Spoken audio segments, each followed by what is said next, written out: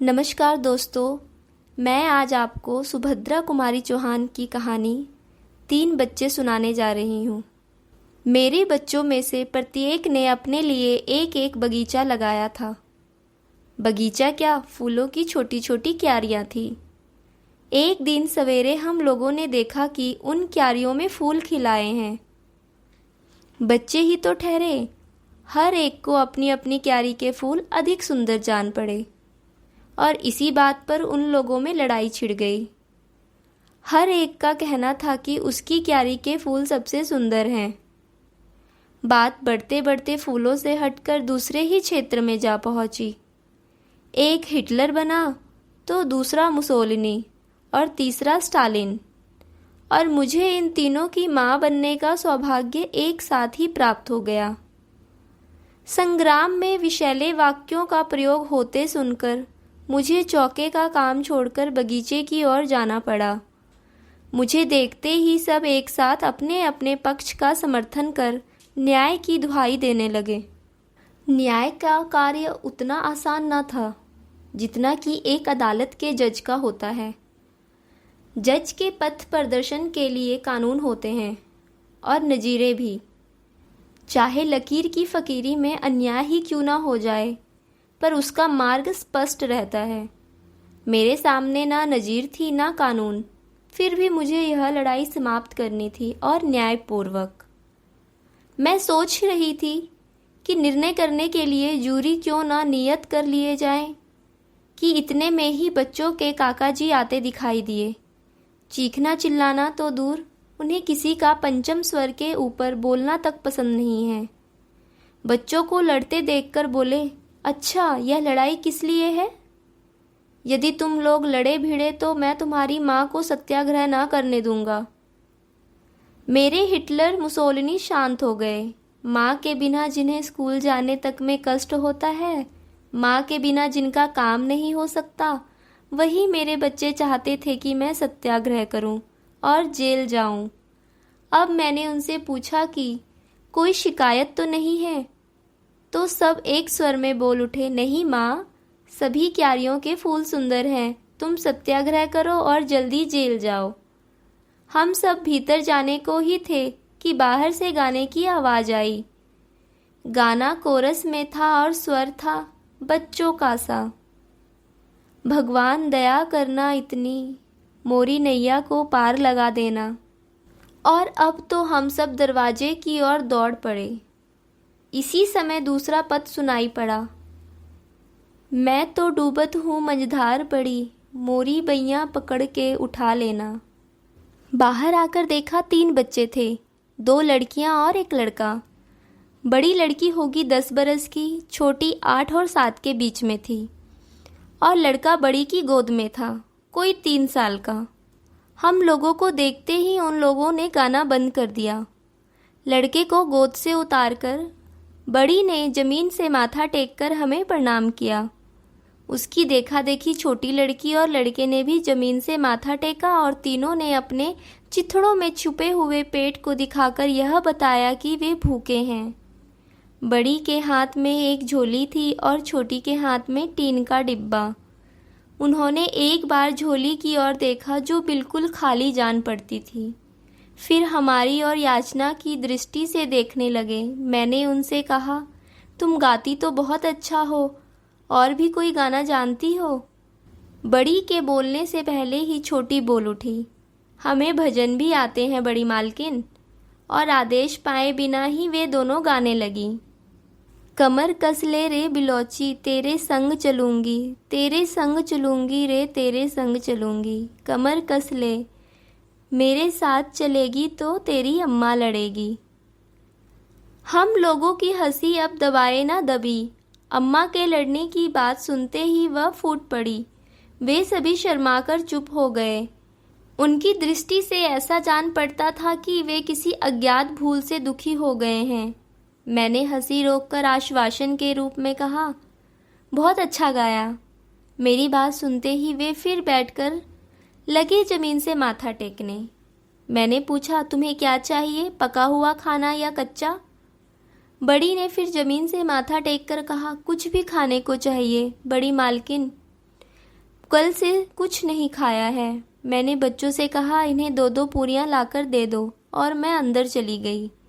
बच्चों ने उन्हें कितनी पूरियां दी यह तो मैं नहीं कह सकती, पर जब चौके में जाकर देखा तो न डब्बे में एक भी पूरी थी और न कटोरे में तरकारी। दूसरे दिन हम लोग सुबह की चाय पीकर उठने ही वाले थे, वे बाल गवैये फिर आ पहुँचे। हमें कोमल स्वर में सुनाई पड़ा, सावरिया हमें भूल गयो सखी सावरिया, बिंद्राबन की कुंज गलिन में बाज रही है बांसुरिया, हमें भूल गयो सखी सावरिया। मैंने अपने बच्चों से कहा, कल तुमने इन्हें खूब पूरियां खिलाई थी ना। अब वे सब फिर आ गए, जैसे उनके लिए यहाँ रोज पूरियां धरी है। धरी तो है माँ, एक साथ ही बच्चों के मुंह से निकला और सबके हाथ एक साथ ही पूरी के डिब्बे की ओर बढ़े। मैंने उन्हें रोकते हुए कहा, ठहरो ठहरो, रोज रोज इन्हें पूरियां खिलाओगे तो वे दरवाज़ा ही ना छोड़ेंगे, उन्हें चावल या आटा देकर जाने को कह दो। एक बच्चा बोल उठा, बेचारे छोटे छोटे बच्चे, ना जाने उनकी माँ भी है या नहीं, वे भला कहाँ पकाएंगे।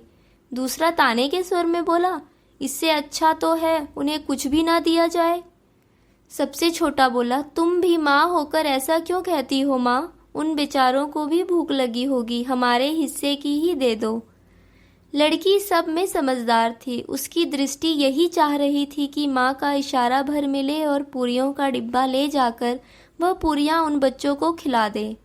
मैंने उदासीनता से कहा, पूरियाँ ही दे दो, पर शाम को फिर तुम्हारे लिए नाश्ता बनाना पड़ेगा। माँ शाम को नाश्ता नहीं करेंगे, एक स्वर में एक साथ बच्चों ने कहा और हाथ में पूरियाँ लिए हुए दरवाजे की ओर दौड़े। चौके का काम निपटाकर मैं बाहर गई, देखा वे तीनों बड़े मज़े में पूरियाँ खा रहे थे और मेरे बच्चे भी बड़े उत्साह से उन्हें परोस रहे थे। जब वे खा पीकर उठे तो मैंने कहा, देखो भाई, तुमने पूरियाँ खा ली, अब बिना गाना सुनाए ना जा पाओगे। उन्होंने कृतज्ञता पूर्वक माथा जमीन पर टेक कर गाना शुरू किया। अब न रहूंगी कान्हा तोरी नगरिया, हाट बाट मेरी गैल न छोड़े, पनघट पर मोरी फोरे गगरिया, अब न रहूंगी। गाना गा चुकने के बाद उन्होंने जमीन पर माथा टेका, जैसे हमें आशीर्वाद देकर जाने के लिए उद्यत हो, पर मैंने उन्हें रोककर पूछा, क्या तुम तीनों भाई बहन हो? हाँ बड़ी मालकिन, बड़ी लड़की ने कहा। मैंने पूछा, तुम्हारा नाम क्या है? अपना नाम उसने ईठी, छोटी बहन का नाम सीठी और भाई का नाम प्रेमा बतलाया। ईठी सीठी प्रेमा, उनका नाम दोहराते हुए मैंने पूछा, क्या तुम्हारे माँ बाप कोई नहीं है? तुम कल भी अकेले आए थे, आज भी? छोटी लड़की बड़ी तत्परता से बोल उठी, माँ भी है और बाप भी है बड़ी मालकिन, हमारे सब कोई है। कहाँ है तुम्हारे माँ बाप जो तुम्हें इस तरह अकेले फिरने को भेज देते हैं? बाप अमरावती में है और माँ? अमरावती में तुम्हारा बाप क्या करता है? मेरा छोटा लड़का बीच में ही पूछ बैठा। जेल में है छोटे बाबू, बड़ी लड़की ने उत्तर दिया। जेल में है? मैंने कुछ अनास्था से पूछा। जेल क्यों हुई उसे? लड़की बोली, वह दारू जो पीता था और दारू पीकर चुप भी नहीं रहता था, दंगा करता था, माँ को मारता था, गाली बकता था, इसलिए वो बड़ी मालकिन पुलिस वालों ने उसे पकड़ा और सब लोग कहते हैं पुलिस वालों ने ठीक किया। और तुम्हारी माँ, वह अब कहाँ है? मैंने पूछा। लड़की बोली, माँ वह भी तो जेल में है और उसी के साथ हमारा सबसे छोटा भाई भी। वह तो प्रेमा से भी छोटा है। वह रोता नहीं, इससे अच्छा है। बेचारे बच्चे, मेरे मुंह से निकल पड़ा। माँ बाप दोनों जेल में और ये अनाथ सड़क पर भीख मांगते फिरते हैं। मैंने फिर पूछा, तुम्हारी माँ ने क्या किया था? लड़की बोली, हमारी माँ ने पुलिस वाले को मारा था, जिसने हमारे बाप को पकड़ा था ना, उसी को, और फिर वे माँ को भी पकड़ ले गए। माँ के बिना हमको बुरा लगता है, पर यह प्रेमा तो रात दिन रोता ही रहता है। मैंने लड़के की ओर देखा। बेचारा छोटा सा बच्चा, मुश्किल से 3 बरस का, फटे चिथरे में लिपटा हुआ, सिर में महीनों तेल का नाम नहीं, रूखे बिखरे बाल, ना जाने कब से नहाया नहीं था, शरीर पर एक मैल की तह सी जम गई थी, गाल पर आंसुओं के निशान जमे हुए थे। आंसुओं के साथ साथ उस स्थान की मैल जो धुल गई थी, मुझे उस बच्चे पर बड़ी दया आई। मैंने उस लड़की से पूछा, तुम लोग अपनी माँ से जेल में मिलने नहीं जाती? छोटी बोल उठी, जाती हैं बड़ी मालकिन। बड़ी ने कहा, 3 महीने में एक बार मुलाकात होती है। एक बार मुलाकात करने गए थे, दूसरी बार 3 महीने के बाद जब हम लोग गए तो मालूम हुआ कि माँ को यहाँ के जेल में भेज दिया है। तो हम लोग सब काली माँ के साथ यहाँ चले आए। काली माँ भी भीख मांगती है। तुम लोग रात को कहाँ रहती हो, सोती कहाँ हो, तुम्हें डर नहीं लगता? मैंने पूछा। बड़ी लड़की ने कहा, जेल के पास एक नाला है, हम लोग रात को वहीं पुल के नीचे माँ की बातें करते करते सो जाते हैं। कभी कभी काली माँ भी आ जाती है, पर वह रोज नहीं आती। माँ की सजा कितने दिन की है? 2 साल की, बड़ी लड़की ने कहा।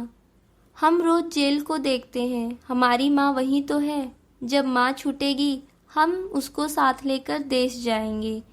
एक प्रकार की खुशी से बालिका पुलकित हो उठी, अपनी माँ को लेकर जैसे वह सचमुच देश जाने की तैयारी कर रही है। मैंने लड़की से पूछा, तुम लोग नहाती हो कभी? संकोच से बड़ी लड़की चुप रही। छोटी ने कहा, हमारे पास दूसरे कपड़े नहीं है ना। मेरा इशारा पाते ही मेरे बच्चों ने अपने पुराने कपड़ों में से बहुत से कपड़े ला दिए। मेरा चित्त उदास हो गया। मैं कमरे में बैठकर कुछ सोचने लगी और वे बच्चे कपड़े लेकर खुशी खुशी चले गए। कुछ दूर से गाने की आवाज़ आई, मैं तो डूबत हूँ मझधार पड़ी, मोरी बैया पकड़ के उठा लेना। बहुत से सुंदर पद पढ़े लिखे और सुने थे, पर स्वर और आत्मा का ऐसा संयोग तो कहीं नहीं देखा था। शब्द और वस्तु का ऐसा मेल तो कभी चित्रित नहीं हुआ। मैं उन्हें बुलाने के लिए झपटी, पर तब तक वे दूर निकल गए थे। इस घटना के दूसरे ही दिन मैं भी युद्ध विरोधी सत्याग्रह करके जेल की अतिथि बनी। मेरे और बच्चों ने तो हंसी खुशी विदाई दी, पर सबसे छोटी मीनू बहुत छोटी होने के कारण मुझे छोड़कर घर में ना रह सकी, अतएव वह मेरे साथ हो गई। उस समय जबलपुर जेल में कोई अन्य राजबंदनी ना थी। अकेले होने के कारण मैं अस्पताल में रखी गई। मेरी सेवा के लिए 2 साधारण स्त्री कैदिनें रात में मेरे साथ रहती थी। दिन में सब लोग एक साथ रह सकते थे। कैद खाने की दुनिया भी एक विचित्र वस्तु है। यह कौन है चोर? यह चरस बेचती थी और इसने अपने नवजात शिशु की हत्या करने की चेष्टा की थी, पर माँ होकर वह हत्या कर सकती थी, इसका मुझे विश्वास न हुआ।